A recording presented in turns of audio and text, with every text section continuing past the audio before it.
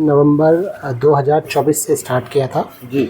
जो basic purpose था इस प्रोग्राम को स्टार्ट करने का वो था कुछ ऐसी मैन पावर को कुछ ऐसी ट्रेन मैन पावर को मेला के साथ लेके जाना जो कि मेला को एफिशिएंटली ऑर्गेनाइज करने में हेल्प कर सके। तो इस तरह MNNIT इलाहाबाद को एक टास्क दिया गया था कि इनको आप सिलेक्शन करिए, रिक्रूट करिए और मेला के सुपुर्द करिए और उनका डे टू डे ऑब्जर्वेशन मेला के लिए करते रहिए। हमने इनको रिक्रूट किया, मेला को दिया और ये एक selection procedure national level exam के थ्रू सेलेक्ट किया गया था। काफ़ी उच्च कोटि के अच्छे चुनिंदा विद्यार्थी थे और जैसा आपने प्रेजेंटेशन में भी देखा उन्होंने मेला के कई क्षेत्रों में काम किया। मेजर मकसद ये था कि एक तो मेला का प्रबंधन हो उचित तौर पे, दूसरा एक ऐसी मैन पावर हम लोग हिंदुस्तान के लिए, इंडिया के लिए, जैसा आपने अगर मॉर्निंग वाले सेशंस में देखा हो, टेम्पल मैनेजमेंट एक या इस तरह के जो स्पिरिचुअल ऑर्गेनाइजेशन उनके मैनेजमेंट के लिए एक वर्क फोर्स हमारा क्रिएट करना। तो ये एक पहली वर्क फोर्स है जो हमने क्रिएट की। इन्हीं में से कुछ लोग आगे के भविष्य के आयोजनों में जाएंगे और जो थोड़ा सा जिनको जानकारी नहीं होंगी इस तरह के आयोजनों में जो परेशानियां जो आती हैं, जैसे प्रयागराज के महाकुंभ को माना जाता है कि सबसे बड़ा महाकुंभ है, तो यहाँ से ये लोग जैसे अगले बार उज्जैन में होना है तो इनमें से कुछ लोग वहाँ जाएंगे तो बताएंगे कि हमने इन प्रॉब्लम्स को, इन चीज़ों को ये जो फेस किया, इनको इस तरीके से हैंडल किया जा सकता है। तो ये कितने फेलो थे? ये टोटल 46 फेलो हमने रिक्रूट किए। हमारा जो अलॉटमेंट था 53 था, but somehow due to some considerations 46 were found fit to join. क्या ये पहली बात था कि टेक्नोक्रेट्स को कुंभ मेले में इस्तेमाल किया गया था? टेक्नोक्रेट्स को पहली बार जैसा तो नहीं है, कुंभ मेला हमेशा से टेक्नोक्रेट्स द्वारा ही किया जाता रहा है।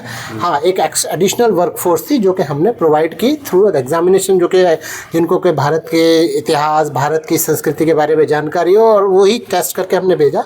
टेक्नोक्रेट्स ऑलरेडी काफ़ी, आपको शायद जानकारी हो, काफ़ी समय से काम करते रहे हैं। मेला is completely technical since years, काफ़ी सालों से वो टेक्निकल है। एक बात आपने कही कि टेम्पल फोर्स की जरूरत होगी, ये क्या चीज़ थी? और टेम्पल फोर्स जैसे हमारे यहाँ सुबह के प्रमुख वक्ता थे डॉक्टर सुरेश हवारे जी, जो कि टेम्पल मैनेजमेंट पे काफ़ी काम करते हैं।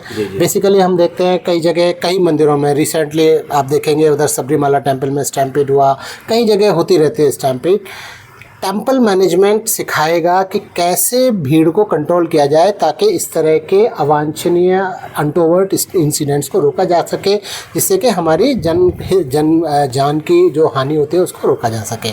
और जैसे भीड़ है, भीड़ में अगर मान लीजिए हम प्रॉपरली कंट्रोल नहीं कर रहे हैं, आपने देखा होगा कई जगह पर कंट्रोल नहीं है तो वहाँ घंटों हमको लाइन में लगा रहना पड़ता है, उस समय को कम किया जा सकता है। तो टेम्पल मैनेजमेंट के कुछ ऐसे प्रोग्राम जैसे सुरेश हवारे जी ने सुबह वाले सेशन में बताया भी, सुरेश हवारे जी हैं, डॉक्टर सुरेश हवारे हैं, जो कि अभी जिनको कि अभी अपना जो अमरनाथ ट्रस्ट है उसमें भी मेंबर बनाया गया, शिरडी साईं ट्रस्ट के भी वो मेंबर रहे हैं, उन्होंने बुक्स भी काफ़ी सारी लिखी है इस विषय में। तो उनका ही मानना है कि टेम्पल मैनेजमेंट, जो कि अभी मुंबई यूनिवर्सिटी ने एक अपना प्रोग्राम शुरू किया है MBA इन टेम्पल मैनेजमेंट, उस तरह के कुछ प्रोग्राम सभी प्रोफेशनल कॉलेजेस में, MBA कॉलेजेस में शुरू किए जाने चाहिए ताकि कुछ प्रोफेशनल लोग मार्केट में आ सकें जो कि इन चीज़ों को हेल्प मैनेज करने में और अच्छे से सिस्टम की हेल्प कर सकें। मेला प्राधिकरण। मेरा नाम डॉक्टर अनुभव रावत है और मैं यहाँ अप्लाइड मैकेनिक्स डिपार्टमेंट में असिस्टेंट प्रोफेसर हूँ और इस नोडल ऑफिसर हूँ MNNIT इलाहाबाद की तरफ से कुंभ मेला का। Thank you.